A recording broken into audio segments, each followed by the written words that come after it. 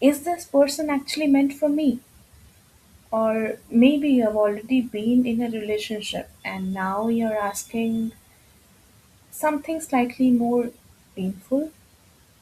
Why did it end? Or the classic one, will my ex come back? And then there is another category of people. They have not even met the person yet, but they are already wondering, when will I fall in love? And honestly, I respect the planning because apparently some people don't want surprises anymore. They want the planetary timetable first. Today, we are going to look at one of the most interesting houses in astrology when it comes to love and romance, the fifth house or the Pancham Bhav. This house can tell us a lot about how we experience romance, attraction, emotional involvement, creativity, and even the kind of romantic situations we tend to get drawn into. But here's the important part, the fifth house is not a magical yes or no button for love or romance or anything else. And I really want you to remember that throughout this video, if you have Venus in the fifth, it does not automatically mean, oh, congratulations, love marriage guaranteed. And if you have Saturn there, it does not mean either, oh, sorry, love department is permanently closed. No. So astrology is much more nuanced than that. Today we'll understand the fifth house, what different planets can do when placed there. What happens if your fifth house is empty? There's no planet there. Then what? Patta saaf? No, no. And then we'll answer the questions everyone actually wants answered. Can this become marriage? Or can a relationship be culminated into a long term relationship? Will my ex come back or not? So let's start it. Before I dive deep into the planet sitting there, and if a planet is not even sitting there, let's first understand what the fifth house actually represents. So traditionally, the fifth house is associated with several things. It represents your purva punya, that is your past life merit, past life karma, intelligence, intellect, creativity, children, education, speculation, and yes, our favorite romance, love affairs. It is your risk taking attitude also. It is the way you express yourself. It is the way you learn things. Fifth house is also related to mantra chanting. So, for today's discussion, we are primarily focusing on the romantic side. I like to think of the fifth house as the house that answers what happens when my heart gets involved. It is not simply about whether you get married. So, marriage is primarily associated with the seventh house. Just want to clear that again. The fifth house is more about the experience of romantic attachment. It could be before marriage and maybe after marriage. Uh, but yes, fifth house is more about the love affairs and romance, the excitement, the attraction, the butterflies, the crush, the dating, and the emotional investment that you do in your partner. Um, the phase where you say, I think about this person 47 times a day. And that distinction becomes extremely important for us to understand because, of course, you can have a relationship without marriage. You can have romance that does not become commitment, is what I'm trying to say. And you can have a relationship that starts romantically but eventually develops into something much more serious. So, whenever we are talking about love through astrology, I don't want you to think that fifth house means marriage. Just think Fifth house is equal to emotional and romance. That is your romantic involvement. And then we'll bring the seventh house into the story when we talk about marriage. Okay. Now, there can be two situations. If the fifth house in your birth chart is empty and maybe filled by a planet might be sitting there in your fifth house. So, just to cover it up, and whosoever has not watched my last video, um, if you see on the screen, there is a birth chart prepared. The triangle that is highlighted is the fifth house of a birth chart. So, be it your birth chart, my birth chart, anybody else's birth chart, this triangle itself is representing the fifth house. It may or may not have the number 5 written there. There can be any number between 1 to 12 here. But that triangle itself will always, always, always represent fifth house. Okay.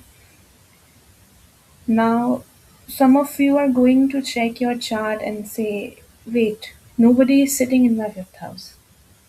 And then, yeah, I'm telling you, that's it. No love. The end. Well, no. An empty house does not mean that area of life does not exist.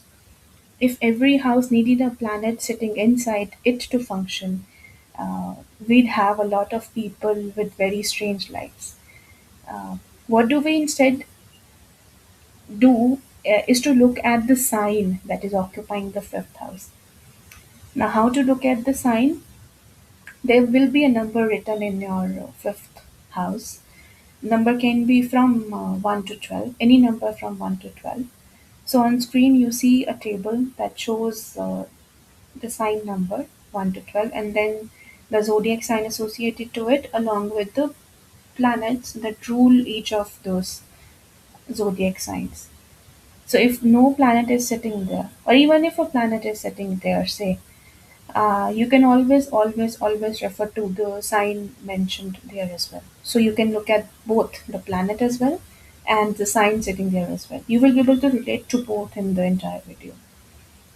Now, coming back to the part, once you have identified which sign is occupying your fifth house, we will need to identify its ruler.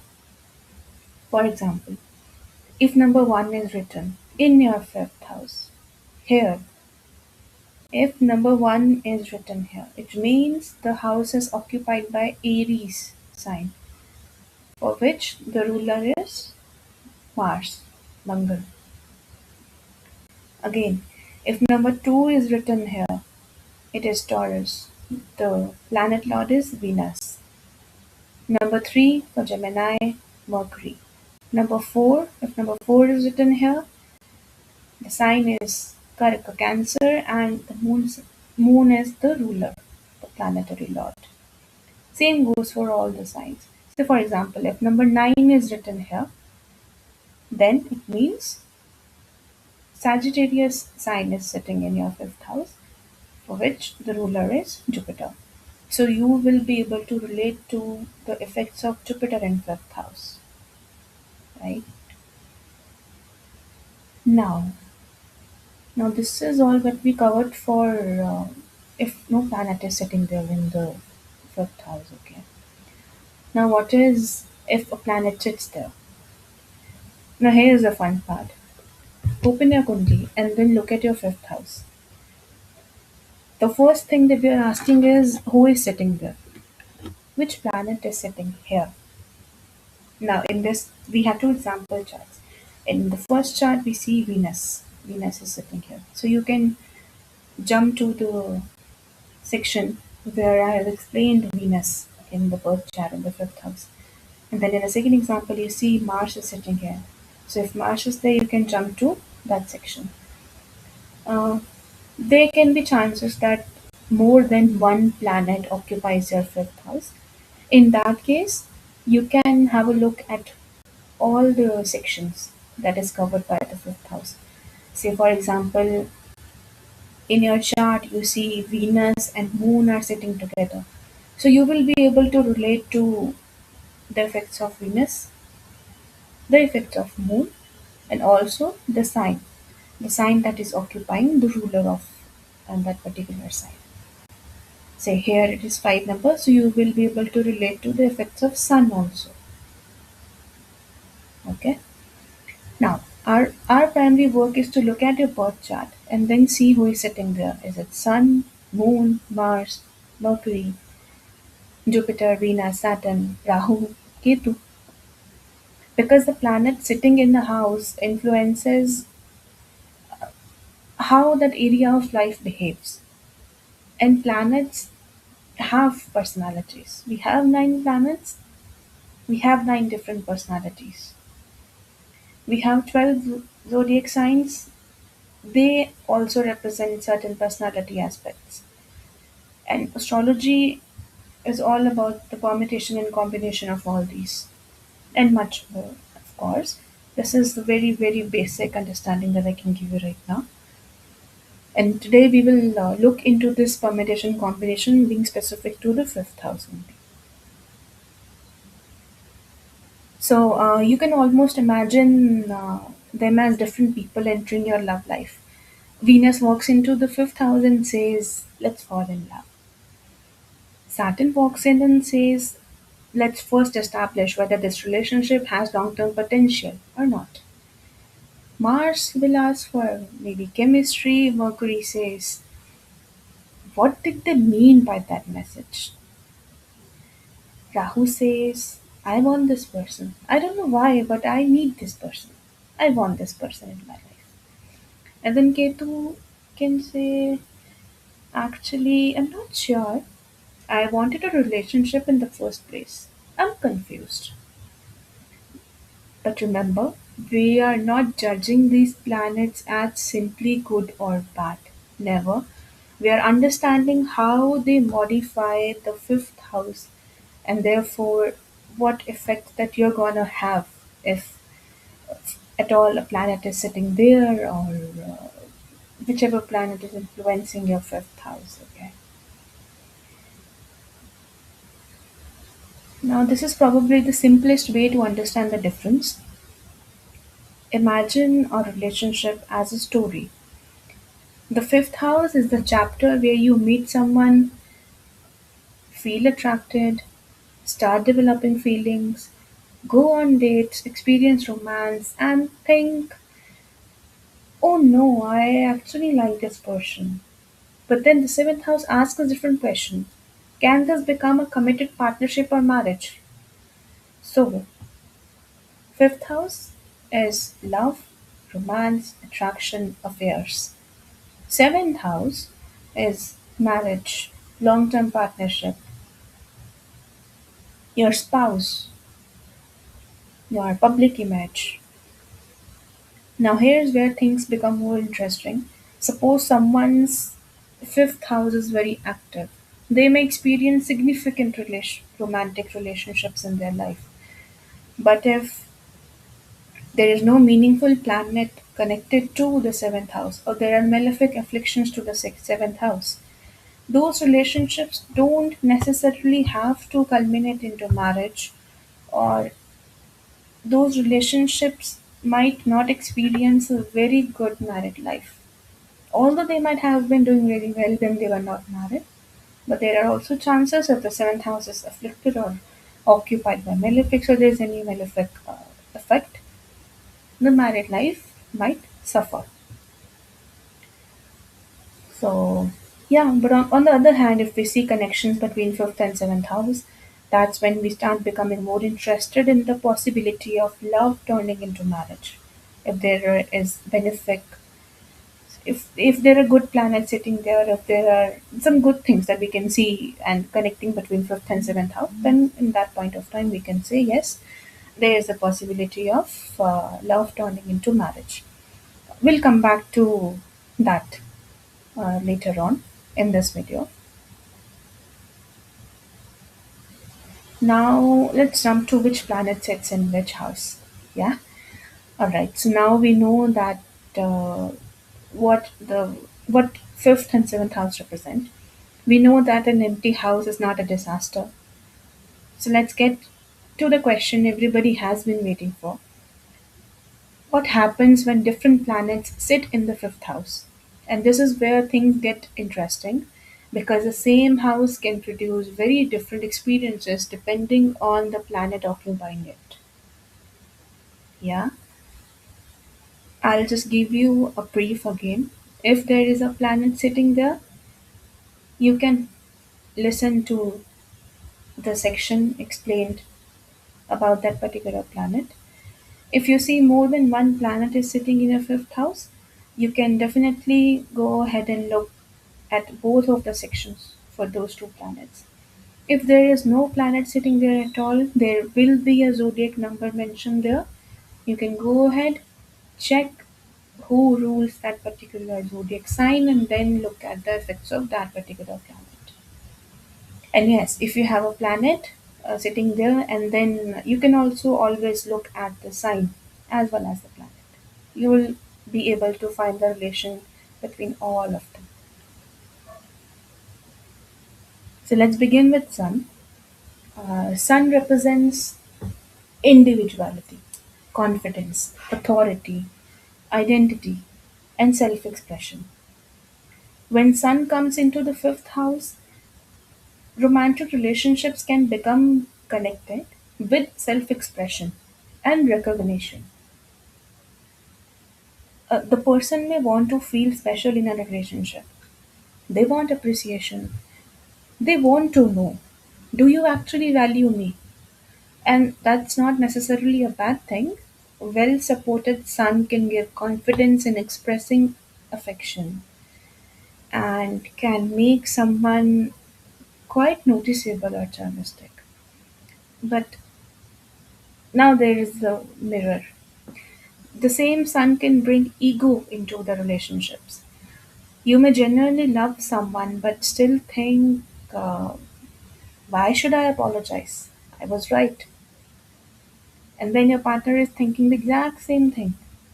Now we have two suns fighting for one relationship. So the positive expression can be confidence, warmth, leadership, and strong romantic self expression. The difficult expression can be pride or wanting too much validation, and there can be ego clashes in the relationship. So for you, I have explained all about sun in this particular slide. You can have a look at the highlights, look at the positive effects, look at the challenges, and then you can always refer to the remedies mentioned here as well. If you want personalized guidance, you are welcome, more than welcome to comment your birth details or the placement, which planet sits in your fifth house, and then I'll be able to guide you through. And yes, one thing we obviously do not stop at Sun in fifth or any planet in fifth. We will still check the sign, the aspects, the conjunction, lordship, the time period, and overall condition of the chart. Now, moving to Moon. Moon is emotions, sensitivity, mind, attachment, and emotional security. In astrology, Moon is also related to your mind, your man, your mother, your cash flow. So, Moon in the fifth can make romance emotionally important. This person may not enjoy emotionally detached relationships. They want to feel connected. They want communication. They want emotional reassurance. And sometimes they want a little too much reassurance. Why did you say good night without a heart? Why did you reply after 20 minutes? Why is your online status different today? So, moon can make the emotional expression of love very vivid. Uh, the positive side can be tenderness, affection, good, very good emotional bonding and imagination. But moon is also changeable. You must have heard about Krishna Paksh, Shukla Paksh, the changing phases of the moon. It keeps on traveling all the zodiac signs in 2.5 days. Yeah. Even if you go and check now, you'll be able to know what I'm talking about. So, emotions can fluctuate. One day, this is absolutely my person. My person. The next, I'm not sure they understand me. And the next morning, maybe I'll text them. So, you see, moon in the fifth can therefore make someone deeply emotionally involved, but emotional stability becomes important. And when we discuss whether someone will return after a breakup, moon can be relevant because memories and emotional attachment can remain very strong. But again, moon in fifth does not equal your ex will return. Please don't unblock someone based on one planet, or even block someone based on one planet. Let's come to Mars. So Mars brings energy, courage, passion, competition, action. Mars in the fifth can bring strong romantic chemistry and passion. Oh, this person is passionate. I'm telling you, this person is passionate. This person will not enjoy boring relationships. They want excitement. They may be attracted to confident, energetic, and assertive people. There can be strong desire to pursue what they want. But here's the other side. Mars is also quick. In astrology, Mars is referred to as the Senapati. Yeah. So Mars is also quick to react, quick to get angry, quick to say something, and sometimes quick to regret saying it. So the relationship can go like, I love you. And then 5 minutes later, don't talk to me. 10 minutes later, okay, fine. That's the Mars energy. The positive side is passion, courage, initiative, and chemistry. While the a little less positive side is arguments, impatience, impulsiveness, and conflict. And if you're going through a breakup, displacement can sometimes create the urge to do something immediately. Maybe call, text, confront, block, unblock, block again. Or sometimes the best advice for strong Mars energy is don't send the message while you're angry. Wait, have some patience, channelize your energy, and then do something. Remedies are always mentioned in all the slides. Keep a check on them. And if you have any other questions, feel free to comment down. And yes, this is the best time to subscribe the channel, like the video, and share it. Yeah. Mercury. So Mercury is पहले बात करेंगे प्यार बाद में कर लेंगे. So Mercury brings communication, intellect, curiosity, humor, and analysis. So Mercury in the fifth often makes mental connection important in romance. You may fall for someone's conversation, their intelligence, their humor, their way of thinking, their way of talking, the way they look. Or maybe you like singing also, or you're into some sort of writing, poetry, storytelling, or content creation. Anything on that sort that relates to the communication part. You may think, I really like talking to this person. And then 3 weeks later, you are emotionally attached. So, communication can be a major strength, but Mercury has a shadow that is overthinking. You tend to analyze messages. You want a perfect partner. That's the demand. That you feel that this is your demand. That's what you want. So you analyze messages. You even analyze the silence, tone, punctuation, response time, even the number of emojis that a person is sending.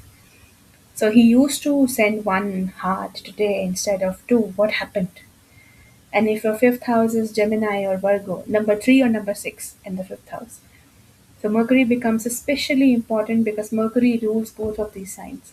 So if your fifth house is empty but it's Gemini or Virgo, the number 3 or number 6 mentioned there, do not ignore Mercury.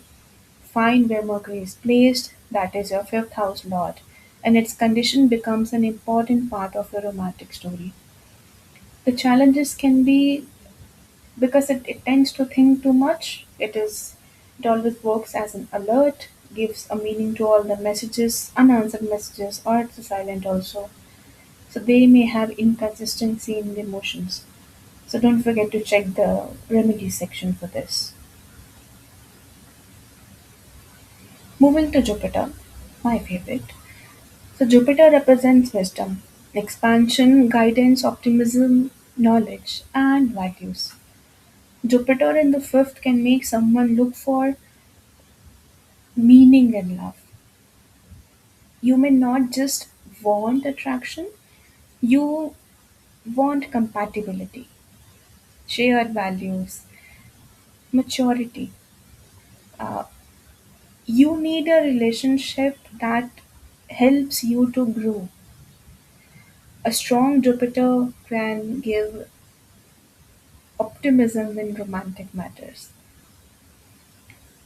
And here is a shadow also. Jupiter can sometimes create very high expectations. You don't want a normal human being, you want someone who is intelligent, successful, emotionally mature, funny, romantic, spiritual, good looking, family oriented, and preferably with no flaws. So basically, God, please send me a customized human. So Jupiter's lesson can be, it's good to have standards, but don't confuse standards with perfection. Because sometimes we are not looking for a partner, we are looking for a fictional character. Remedies. Just have a look at the remedies here.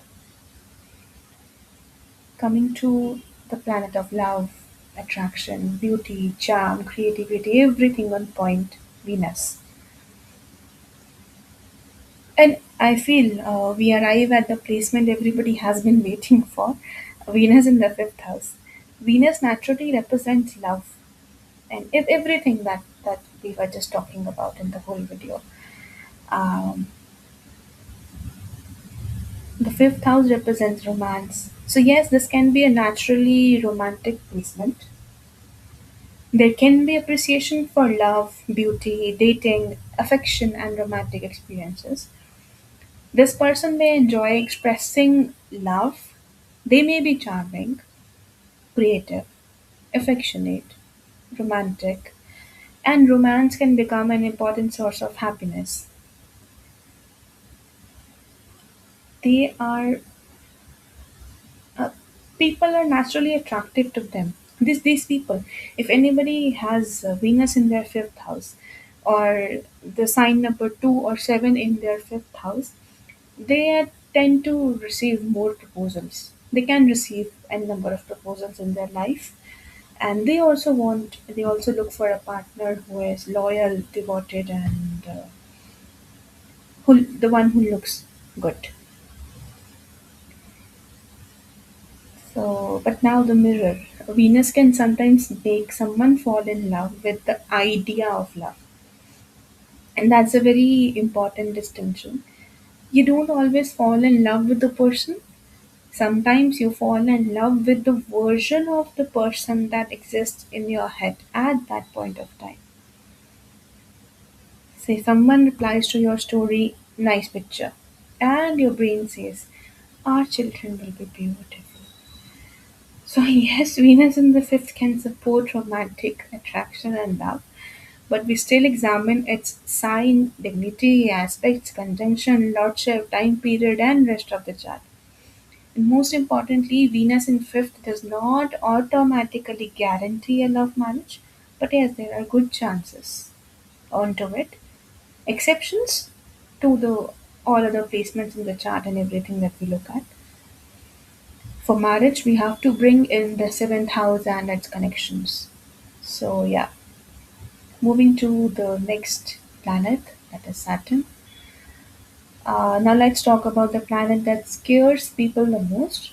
Although, as an astrologer, I would like to mention here that we don't need to be afraid of any planet, be it Saturn, Rahu, Ketu, any planet as such.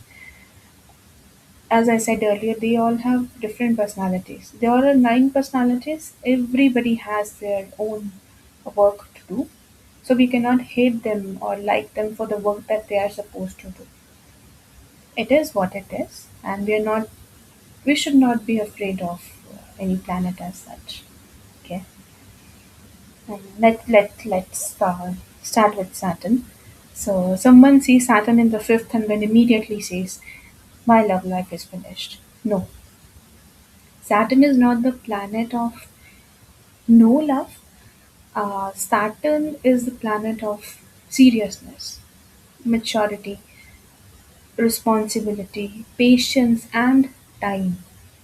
So Saturn in the fifth can make someone more cautious in romance. They may not open up easily. They may take relationships seriously. They may prefer mature and responsible partners. Life is not a fairy tale for them, and romantic experiences may become more meaningful with age. But Saturn also, yes, one more thing I could recall about Saturn sitting in the fifth house. It can, since we're discussing fifth house, so it can give you some issues in the education. Maybe you wanted to study somewhere, but you were not able to do it, or you had some issues in your primary education. Maybe the family was not supportive, or there could be any reason. But there will be some sort of issue in regards to your education also. So let's see where it goes. Um, Say, if Saturn sits in the fifth house, it can be late, but it will be worthy. And romantic experiences may become more meaningful with age for these people. Saturn here can also bring hesitation, fear of rejection, emotional reserve, little delay, or some sort of confusion, and relationships that actually require patience. So while someone else is saying, let's see where this goes, Saturn will always say, where exactly is this going? Please provide documentation.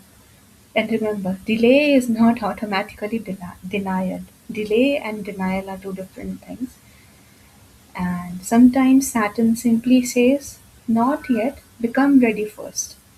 So a mature Saturn can actually help someone build relationships that are more stable once commitment happens.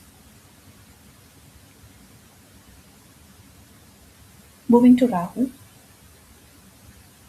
we are in the Rahu territory now. Rahu is fascination, desire, amplification, unconventional experiences, and sometimes obsession. Most of the times, obsession. Rahu in the fifth can make romantic experiences intense or unusual. Um, they can be karmic love lessons, they can be past life patterns, there can be, you might come across the same partner quite a few times, and they transform you. The relationships might transform you as a person also. They feel their attraction in a different way than other people do. You may be drawn towards someone outside your usual expectations. Say a different background, different culture, long distance relationship, unconventional relationship, or simply someone who completely breaks your normal pattern. But the big word here is intensity. Rahu can make you think about someone constantly. And here's something I really want you to remember: intensity is not the same as love, and obsession is not the same as soulmate energy. Sometimes we say, I can't stop thinking about them, so they must be meant for me. That person means something for me. Not necessarily. You might just be unable to stop thinking about them. That's why Rahu needs disagreement. So you must definitely look at the remedies here if you're facing any of the challenges or any of these patterns that require support. And yes, if number 11 is written here, you will also still be able to see the effects here for Rahu. Now Ketu. Um, if Rahu says I want more, Ketu will say, Ketu will even ask, do I even want this? Ketu represents detachment, separation, introspection, and a different relationship with worldly attachment. Ketu in the fifth can sometimes make relationship, especially the romantic relationships experiences, feel unusual.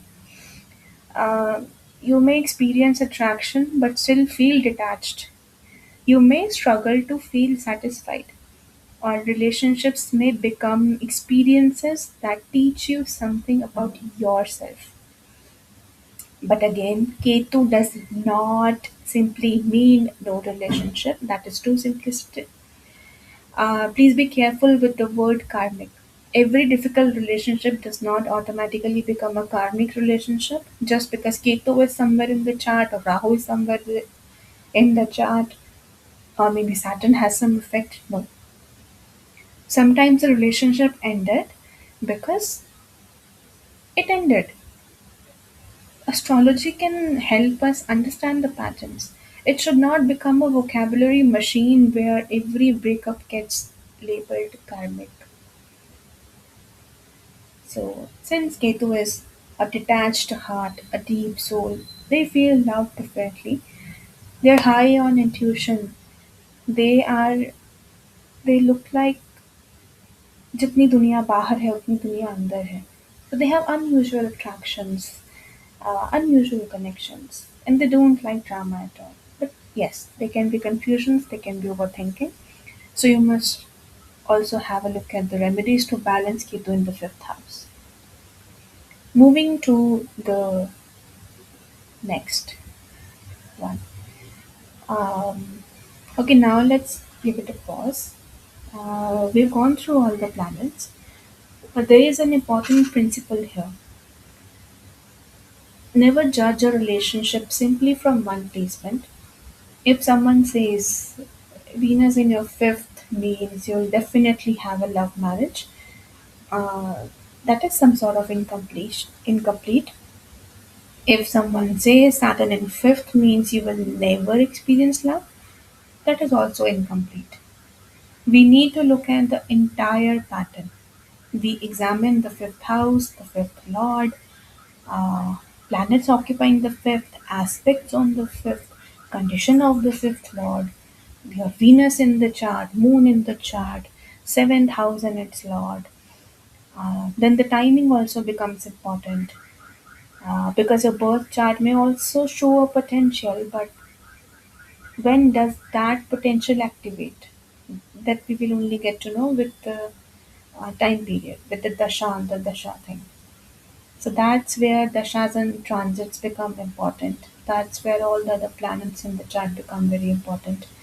That's where looking at the whole chart becomes very important when coming to a conclusion about any question that you have. Now, the question that brought you here, will my ex come back? Can the fifth house tell us? It can give us information about the romantic relationships and patterns.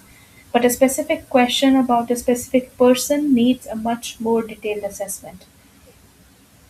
We may examine fifth house and fifth lord, seventh house and seventh lord, Venus, moon, relevant dasha, antardasha, pratyantardasha, transits, divisional charts, the other person's intention, uh, and sometimes the other person's chart as well, depending on the type of analysis that we are having. So if someone tells you Venus is in your fifth, so your ex will definitely return, please don't immediately unblock them. That's not a responsible conclusion. what astrology can potentially tell us is whether there are periods where romantic matters become activated, whether reconciliation themes become more prominent, and how the person tends to approach relationships. But whether this particular person returns, that's much more a specific question.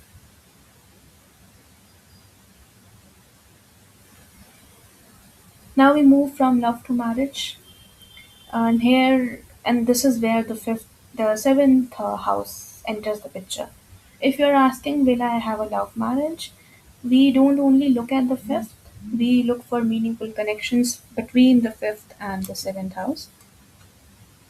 For example, the fifth lord connected with the seventh house, seventh lord connected with the fifth house, fifth and seventh lords connected with each other relevant relationship significators supporting the connection.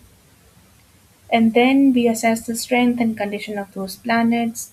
Venus and Moon can become important. The D9 divisional chart can provide another layer of information regarding marriage. And finally, timing matters because a combination in the chart is one thing. When does it actually activate? That's where dasha and transits enter the picture. So the proper question is not, do I have Venus in the fifth? The proper question is, what is the overall relationship story being created by my chart? That's a much better astrological question and it can be answered in a good way as well. And I want you to understand emotionally, a strong romantic combination does not always mean the exact person will stay forever. Sometimes a relationship is there to become marriage. Uh, Sometimes it becomes a lesson. Sometimes it changes you. Sometimes it simply just did not work. Now, astrology can show tendencies, possibilities, and timing, but it does not remove human choice. So, when you see a difficult placement, do not panic. When you see a beautiful placement, don't become overconfident because a beautiful combination can be badly handled. A challenging combination can be handled with maturity. That is why I don't want Jyotishnu to teach good planet means good life. I just want all of us to understand what does this placement ask me to learn and how can I work with it. So before ending the video, let's quickly recap everything. Fifth house represents romance, love affair, attraction, creativity, emotional involvement. Empty fifth house does not mean no love. We examine the sign, the fifth lord, and its placement and its influences. Then we look at the planets and signs occupying the fifth house, which have been explained in the video prior. Every planet has its own story, has its own effect. So you can have a look at all the planets that were explained earlier. And that's where I want to leave you today. Your Kundli is not a sentence, it's a map. It can show tendencies, patterns, strength, challenges, periods of opportunity.